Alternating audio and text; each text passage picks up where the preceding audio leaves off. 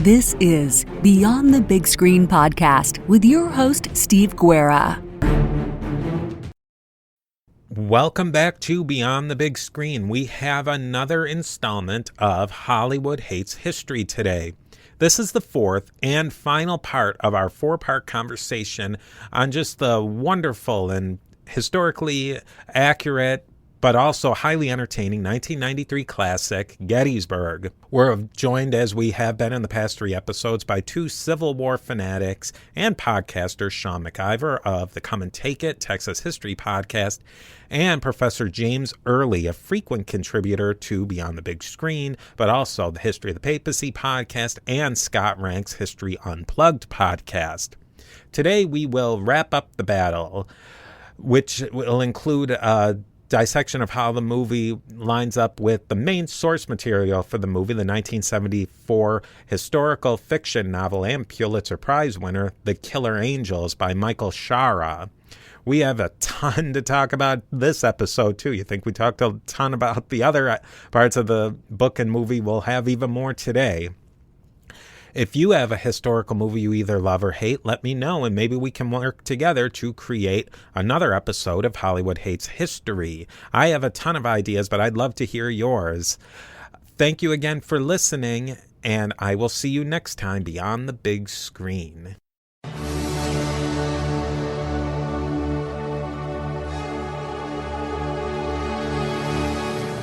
All right, welcome back, everybody. Now we've discussed the prelude to the battle, day one, and now we're finally at the ultimate day of the battle, day 3, Friday, July 3rd, 1863. James, why don't you set us up with day 3?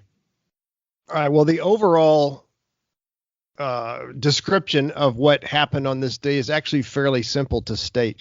General Lee, even though the Confederates had been driven back on day 2, he felt they had come so close. He felt, if we just hit them one more time.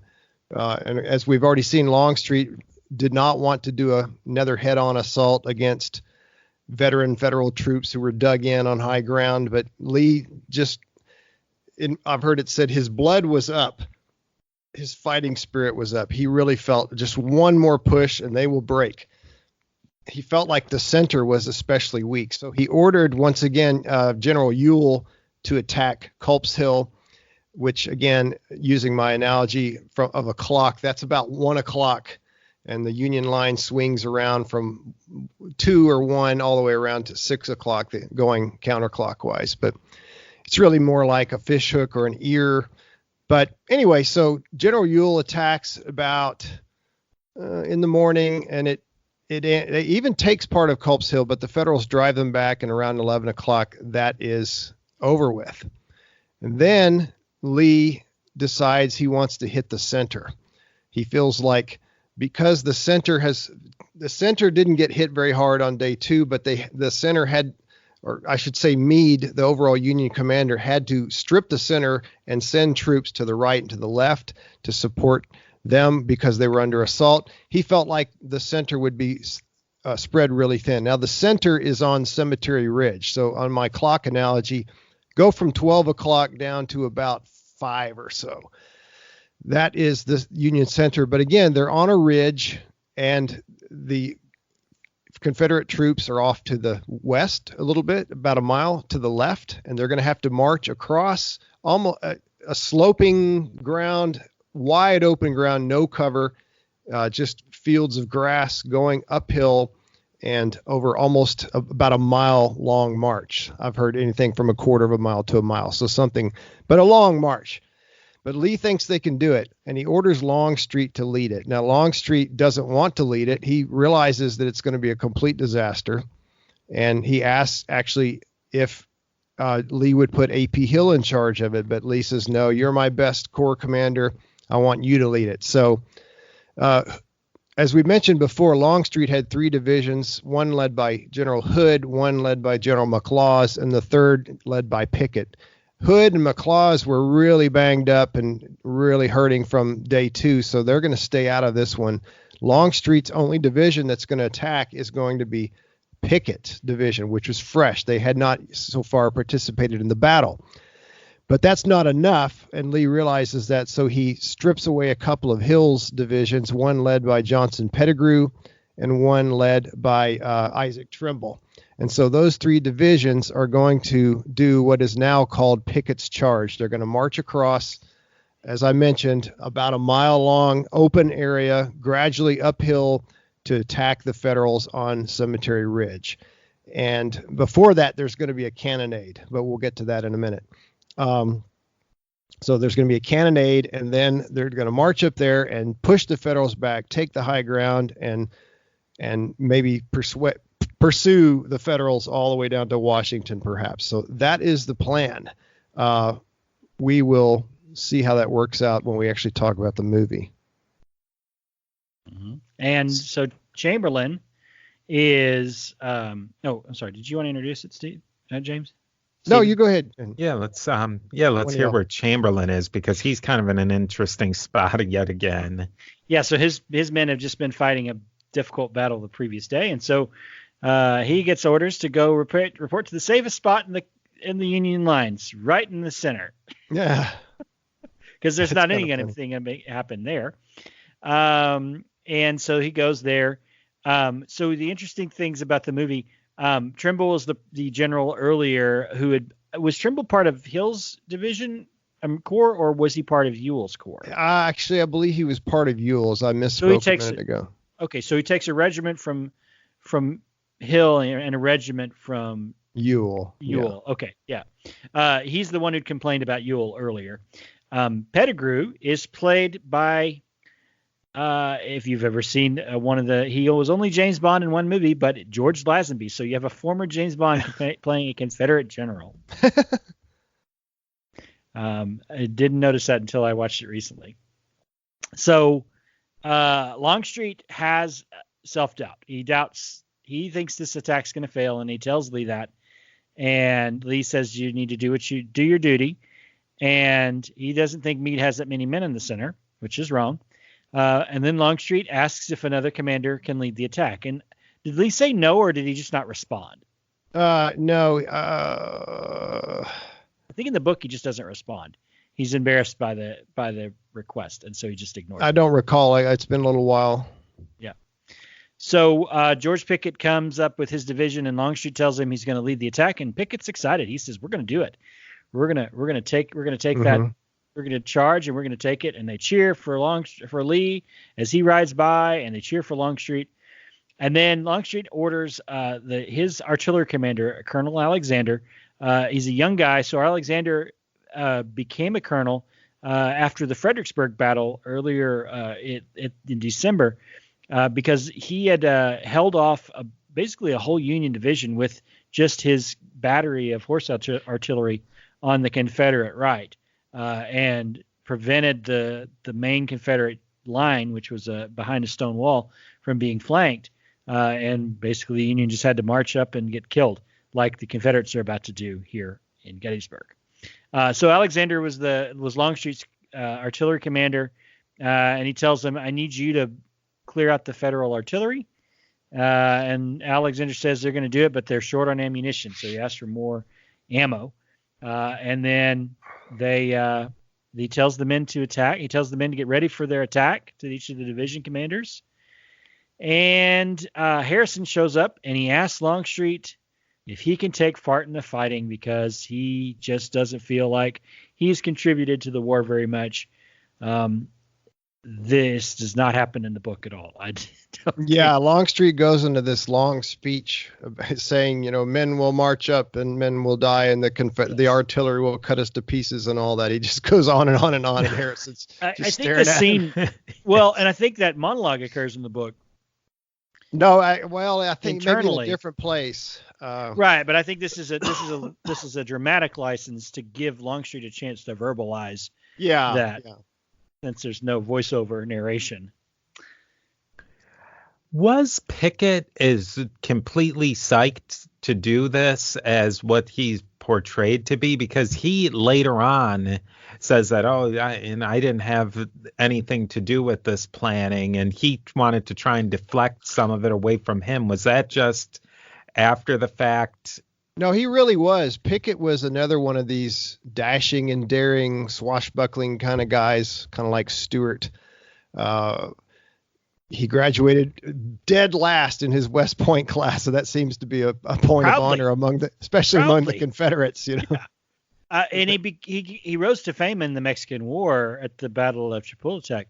Longstreet was there, and he talks about remembering him as a boy carrying the flag over the wall, and that's what he did. He picked up the flag that had fallen, and I think Longstreet was wounded and sitting against the wall, and there was an attack on a fortress in Mexico, outside of Mexico City, and Pickett reached the wall with the flag and led the troops over the wall. So he actually was awarded at the time the award was being mentioned in dispatches. So yeah, Pickett was very aggressive and very offensive minded, and I think he was a little embarrassed by the fact that he totally missed day 1 and day 2, and so he was really chomping at the bit. But he's going to change completely into a different person over the course of the day. Mm-hmm. Yeah, so Chamberlain shows up in the center of the line there at the Cemetery Ridge. And he reports directly to General Hancock, which was probably not going to happen. No, Hancock wasn't his corps commander. If he was gonna, in reality, it would have been General George Sykes, who was the corps commander over the 20th Maine. But I think they were trying to give Hancock some more face time.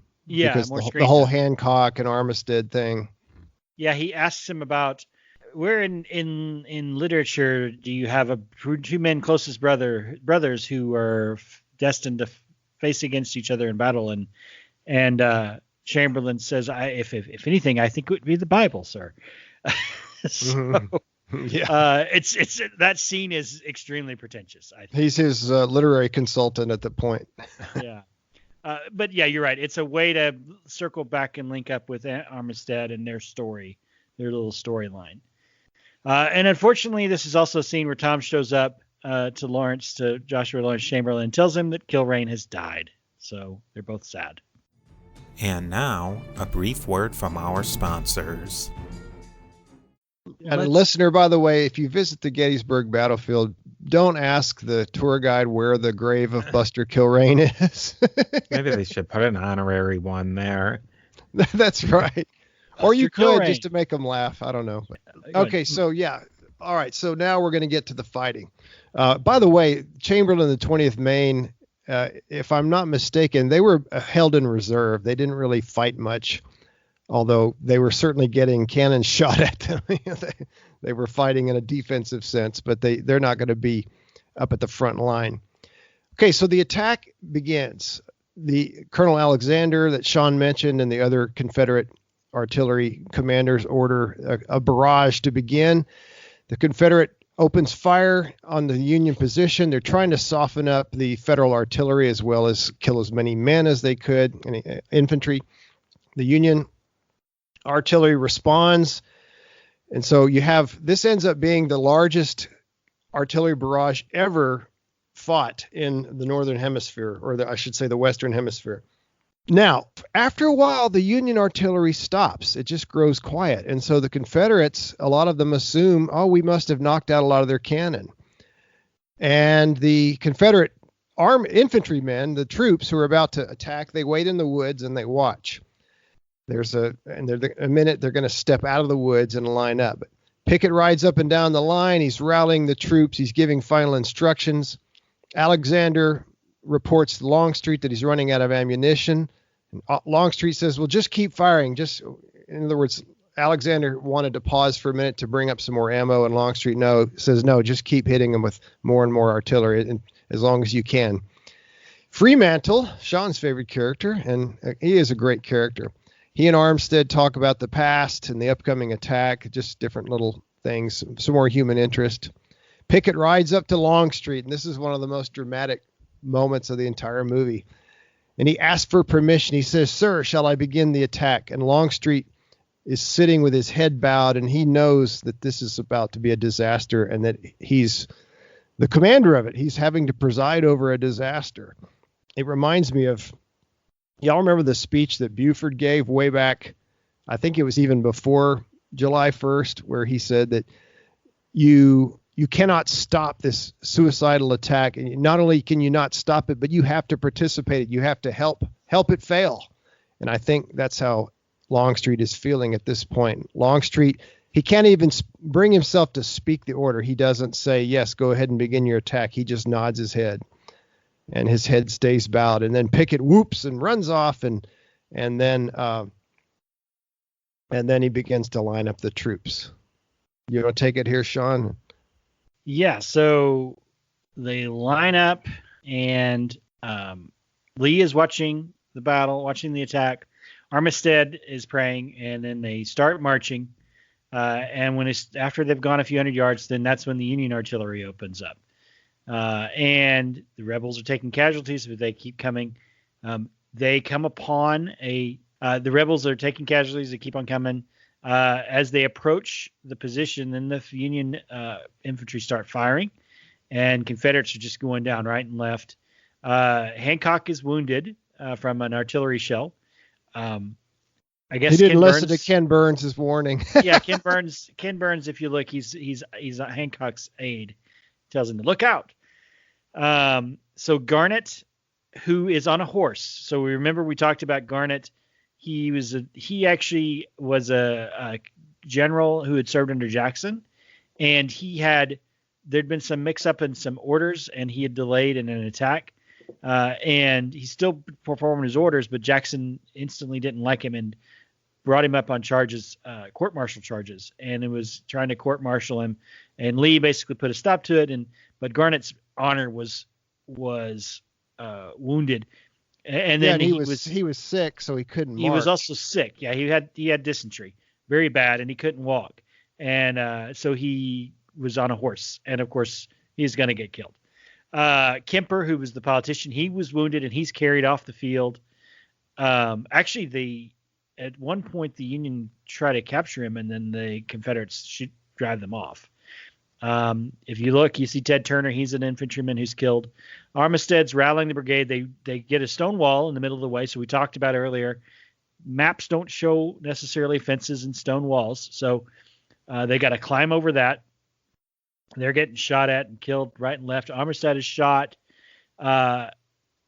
Actually, they had a fence earlier that they had to cross.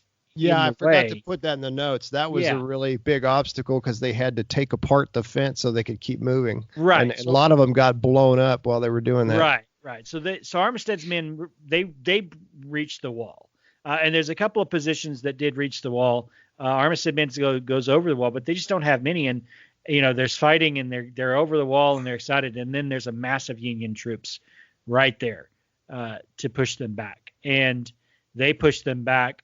Armistead is wounded by a cannon, and he's down, and the men are pushed back. And the movie does a good job of this, of showing as the Confederates are retreating, the Union men are leaning over the walls, screaming "Fredericksburg, Fredericksburg, Fredericksburg," because it had been a slaughter before the wall in Fredericksburg in December, and many of these men had survived that.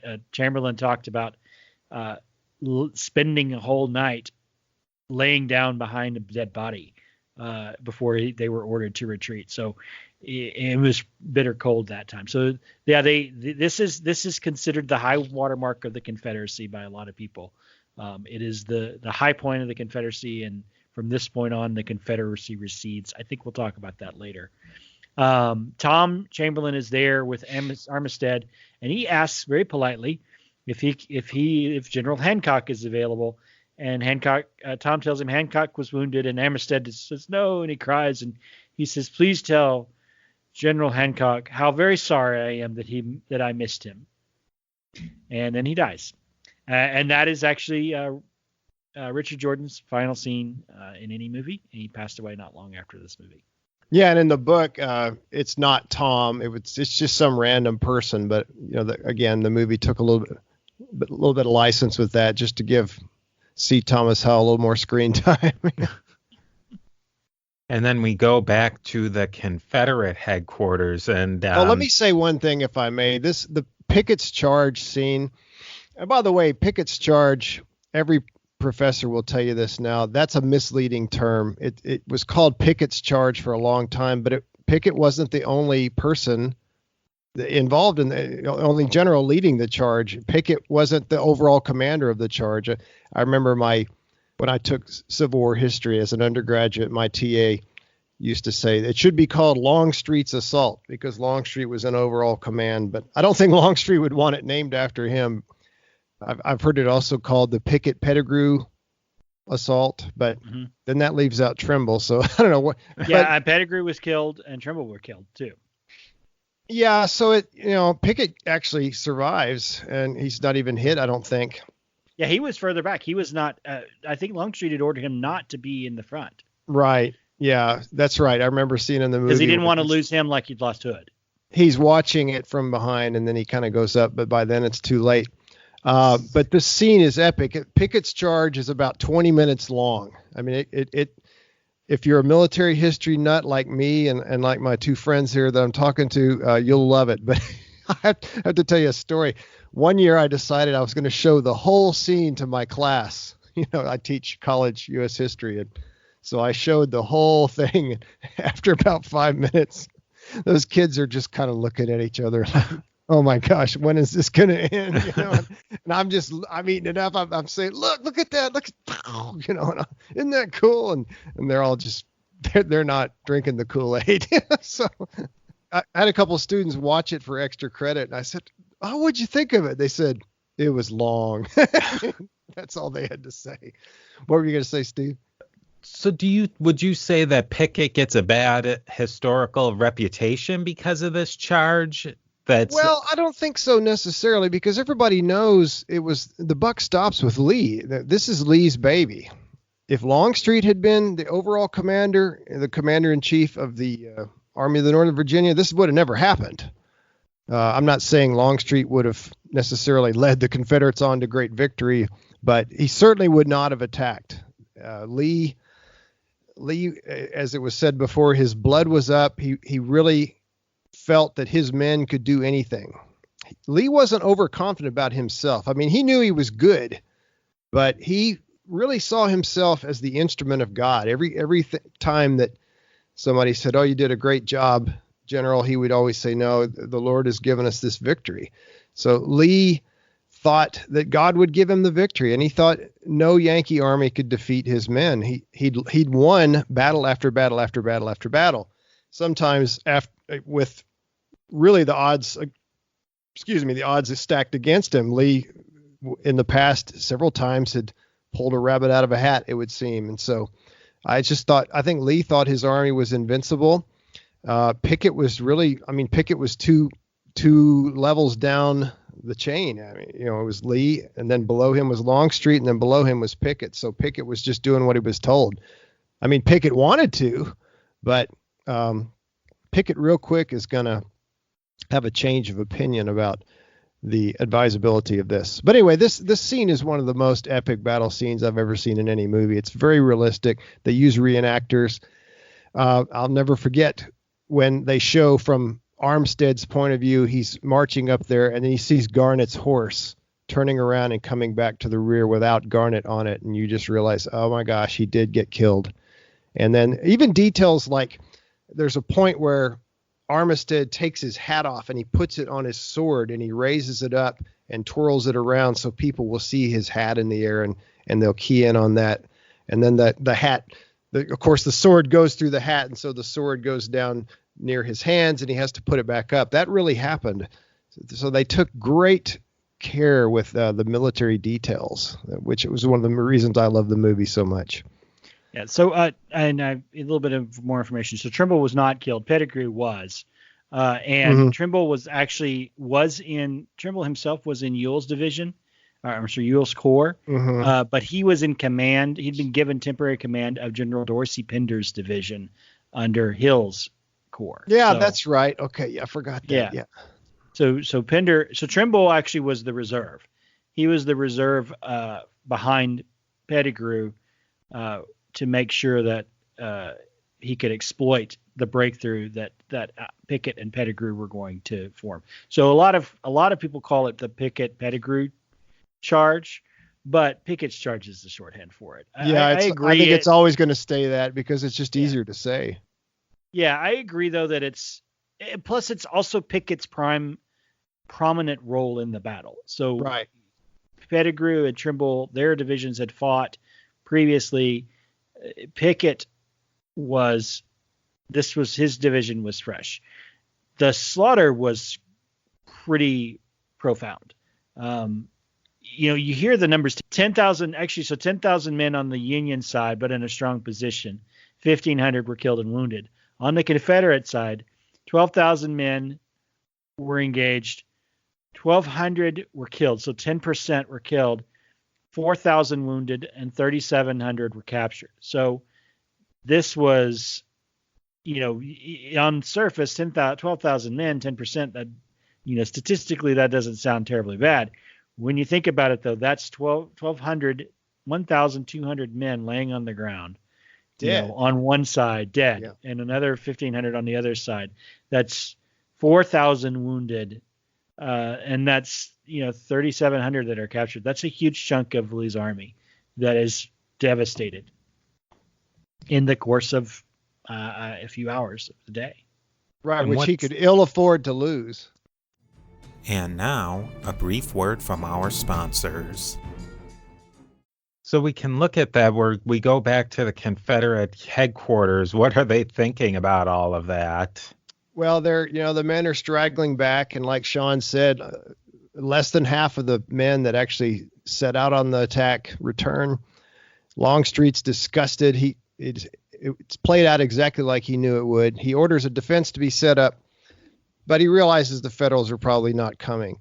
Lee tells the men around him, "It's all my fault. It's all my fault." And that speaks to Lee's character, because a lot of generals, even Longstreet, would do this sometimes from time to time. They try to blame other people. Lee doesn't say, "Well, Pickett, it's your fault because you didn't press the attack hard enough," or it's Pettigrew's fault.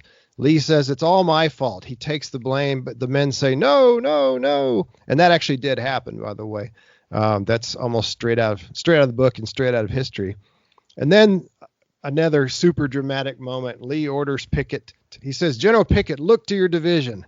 And the camera zooms in slowly on Pickett's face, and the music gets dramatic. And Pickett finally looks up and he says, "General, I have no division." He's weeping. Yeah, he is. And that actually happened too. That is a true statement. Yeah. He lost all of his brigade commanders. Kemper was wounded, captured, rescued, and then apparently on the retreat they had to leave him behind. Garnett and Armistead were killed.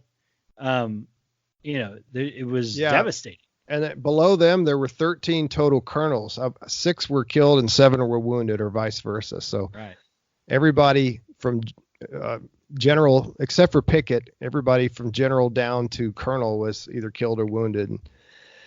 So Lee and Longstreet sit down and have a talk. Lee tells Longstreet that he will withdraw as soon as possible. You imagine Longstreet is thinking, well, we could have done this 2 days ago. But obviously he's not going to say that. And Lee gets philosophical again, and he ponders whether it really matters who wins. I don't know that the real Lee would have said that, maybe, but I think the real Lee understood very much it does matter who wins. Yeah, and sure as heck mattered a couple hours previous to that too. Yeah. Yeah, and there's a scene where he's telling the soldiers as they're retreating back, and the wounded men, after he sees Kemper, "It's all my fault. This was my fault." And apparently that really happened. He was telling men, "This was all my fault." Mm-hmm. And the men were saying, "No, General, no, we'll go back and fight. We'll go back and fight," because they truly loved him. Mm-hmm. But that's. It was the buck did stop at him. He understood that. Mm-hmm. And so that's when they retreat. They collect their dead and wounded, and the next day they actually they stop fighting. They're still in their positions, but they all go out and start collecting their wounded. And then Lee withdraws and he retreats, and Meade follows slowly. And that's the point where the Confederacy, it's a continual retreat for General Lee for the rest of the war. And from a movie standpoint, the movie actually closes. They go back to the Union side one more time, and they just show Lawrence and Tom embracing, and it's a really nice feel-good moment. And then they have the closing credits, and we forgot to talk about this at the very beginning, but at the beginning of the movie, when they were doing the credits, they would show an actual photo of, say, James Longstreet, and then it would kind of morph into a black and white, old-timey looking photo of Tom Berenger as James Longstreet. And they did that with Robert E. Lee and Chamberlain and all these people. And then at the end, it's kind of cool. They do the opposite. So they show, for example, I don't know what order they go in exactly. They probably do Lee last. I've forgotten. You'd think I would know. I've seen this movie like 5 times or 6 times, but I don't know if y'all remember, but they show the actor, like they'll show, say, Jeff Daniels as Joshua Lawrence Chamberlain, and then they put some text at the bottom of the screen talking about what happened to Chamberlain later. For example, Chamberlain later is promoted to brigadier general and eventually rises to the rank of major general, and later becomes president of the college where he was teaching and became governor of Maine. He had a big future, but the picture, the photograph morphs from Jeff Daniels to the actual photograph of Joshua Lawrence Chamberlain. So I think that's really cool. And I just have, before we do our final reflections, I've got to talk about the music in this movie. The music is amazing. I just love this music so much. I listen to this soundtrack from time to time just for fun, just for inspiration. From the very beginning, there's just this powerful bom, bom, bom, ba-dum. It's really great. So listeners, sometime put in the soundtrack. They have the whole soundtrack on YouTube. As far as I know, they do not have it on Spotify. I checked it the other day, and there's a playlist, but it doesn't have anything.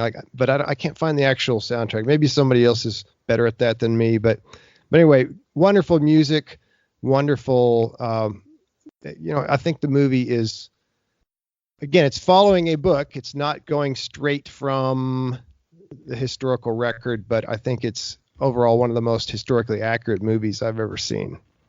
Randy Edelman did this score, and he was noted for a number of movies, and he actually did hold on a second, let me see. Randy Edelman actually wrote the score to one of my very, very favorite movies, or movie scores, a couple of years, or right the same year. Dragon, the Bruce Lee story, was a biography of Bruce Lee, and the theme song to that is used a lot in movie trailers.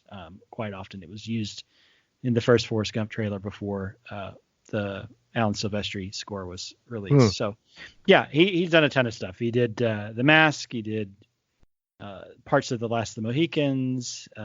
He did, looking here, Kindergarten Cop, Dragonheart, which is Dragonheart was a very good score. I think if I have one minor criticism of the soundtrack, it's a little synthesizer heavy for my taste. Yeah, it is. But hey, it's 1993. They're just coming out of the 80s. In the 80s, there was a federal law saying you had to have at least 3 synthesizers in every song. Right? Well, it was more along the lines of, this was actually a made for TV movie, and that they released it into the theaters. So. Right. So after all of this, after nearly as long as the movie of talking about the movie. Now we got to be quick. Yeah. What do you think? A big thing that we've talked about off podcast was Gettysburg a battle? Was it important when there was a lot of other things going on at that time that were probably strategically and in the bigger scheme more important as far as how the war would eventually go? But how important was Gettysburg in ending the Civil War? Was it the turning point of the war like it's often portrayed as? John, you want to take that? I think of the time, it was very important. In hindsight, and that, as we said, the next day, July 4th, while Lee and Meade were gathering their wounded and Lee was preparing to retreat, Vicksburg surrendered. And the Mississippi River was cut off. And the western, Texas and Louisiana and Arkansas were cut off from the Union. And, Tennessee and Arkansas largely had been taken anyway. New Orleans was closed. Most of the ports were either closed or blockaded. You couldn't get in and out of Charleston because there was a siege going on for pretty much the whole war. The only major port I think that was open was maybe in North Carolina, possibly, and that was close to being shut down as well. So, the Anaconda Plan was working.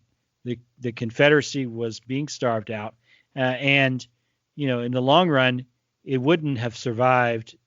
It wouldn't have survived as it was with the Mississippi completely cut off. There's just no way they could survive.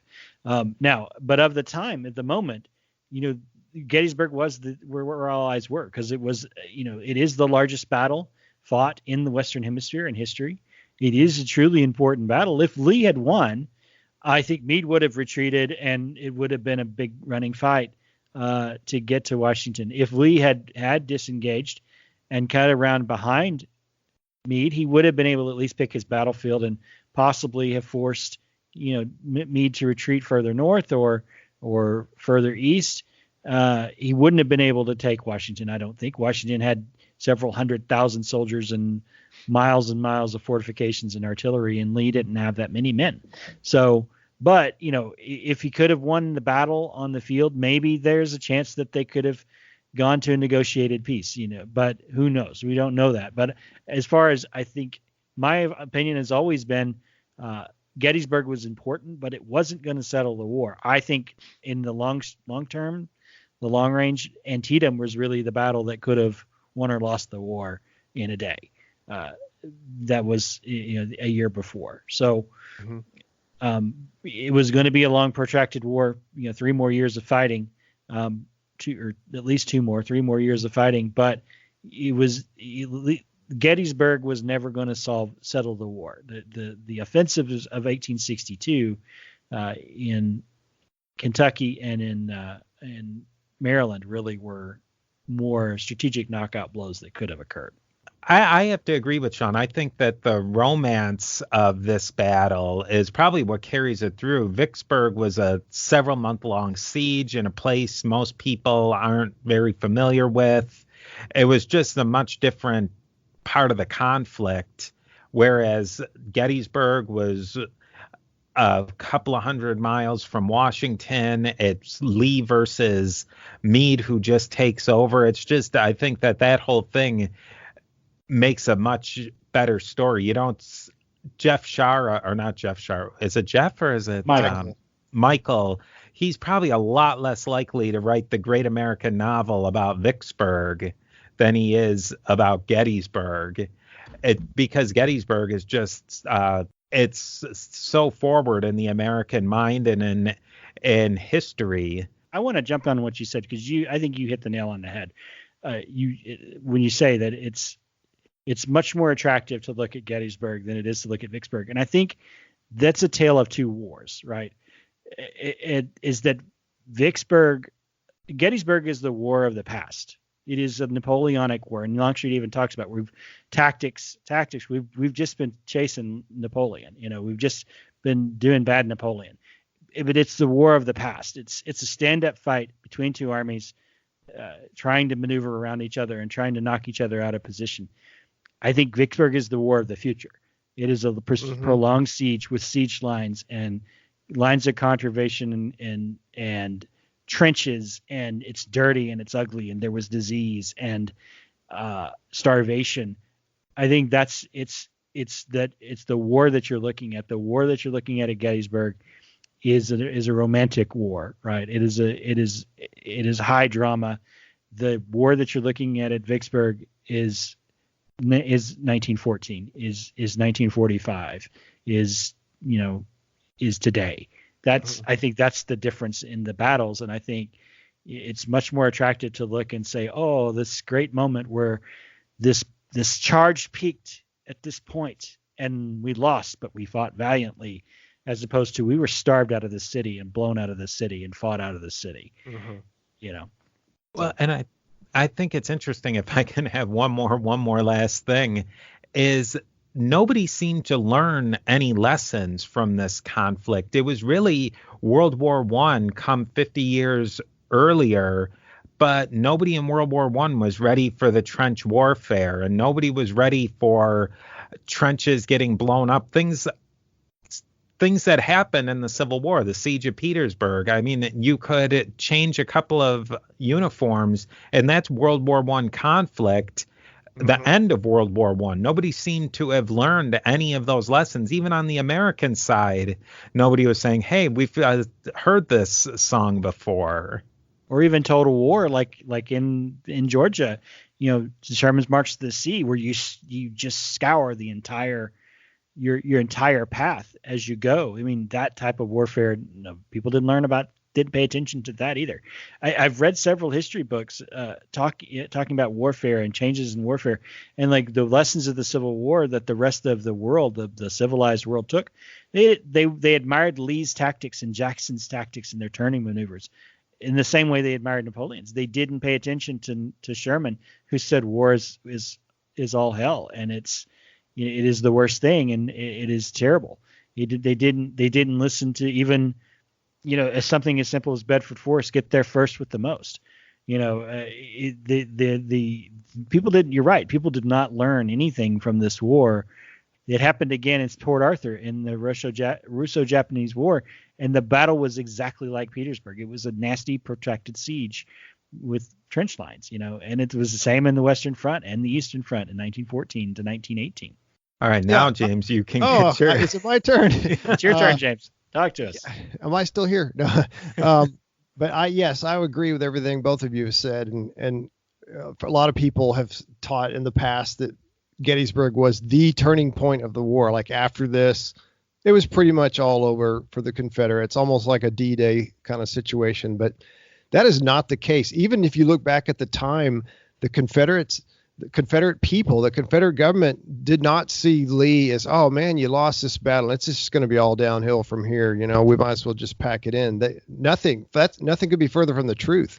They saw Lee as a great hero, and they didn't care that he'd conducted a foolish attack. They saw it as valiant and bold, and we came so close.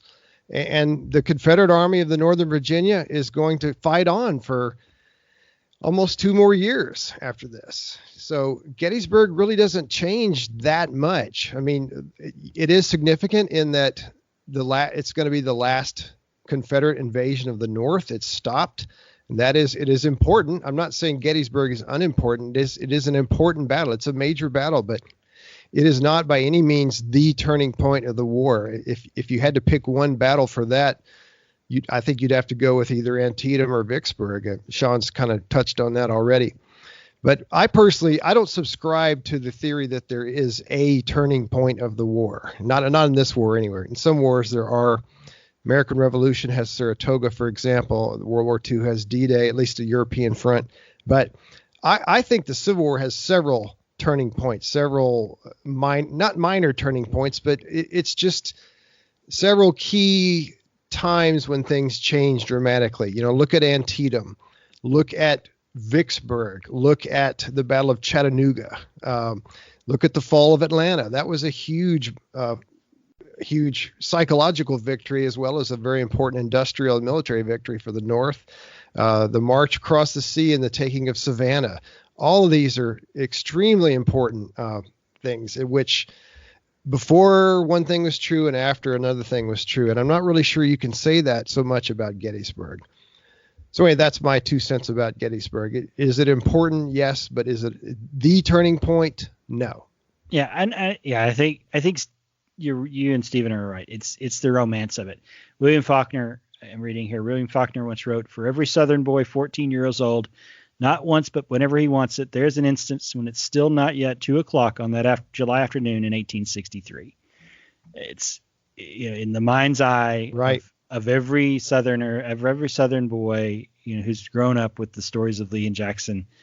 This is the moment when you say that this could have been so different, and it is a very romantic moment. That is absolutely the most, the quintessential Southern romantic moment of that Armistead with that sword in his hand, the hat on top of that sword, cresting that stone wall.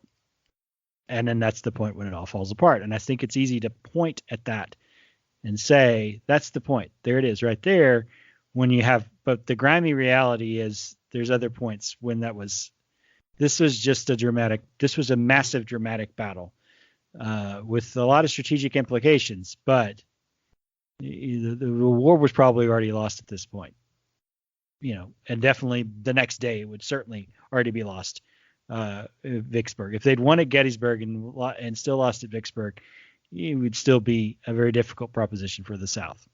Well, with that, you've had 4 hours of us talking about about Gettysburg, a 4.5-hour movie. If you want to learn even more about Gettysburg and the Civil War, James has a podcast with Scott Rank of the History Unplugged podcast on the great battles of the Civil War.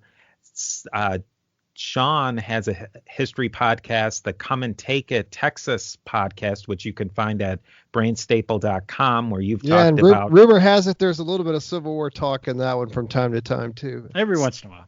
You've got Civil War there. If you want to hear more, are there any projects right now that either of you are working on that you might want to sneak peek a little? No, although in the next couple of weeks, it's not about the Civil War, but we're going to have 2 full episodes on the life of Waylon Jennings. Oh, that's exciting. That's a fun one. Yeah. Now, Stephen, have you done Gone with the Wind yet? Not yet, but I'm thinking that maybe we have another couple hours in us. No. I don't like Gone with the Wind. I'm going to bow out of this one. I'm sorry. I find Gone with the Wind fascinating, beautiful, and horrible all at once. Yeah. As for projects, Scott Rank and I, we did the Key Battles of the Civil War series, as you mentioned. We did Presidential Fight Club a couple years ago. We just finished a Revolutionary War series, Key Battles of the Revolutionary War, and that's we're recording this in October of 2019. That's in the process of being released under the umbrella of the History Unplugged podcast. But I imagine it's going to be its own podcast probably after the first of the year 2020. I'm just speculating because that's what Scott did with the Civil War one. And as for that, I don't know what we're going to do next. I'll let you know. This whole project of talking about whether movies that we love and hate from history came from a podcast series I've done with Scott Rank. So I think in general, we can say that you loved this movie and that history really, Hollywood loved history on this movie. Yes. It was a love affair with this movie for sure. Yeah. And this is a better movie than Gods and Generals, which is it's a well-made movie, but it's very boring.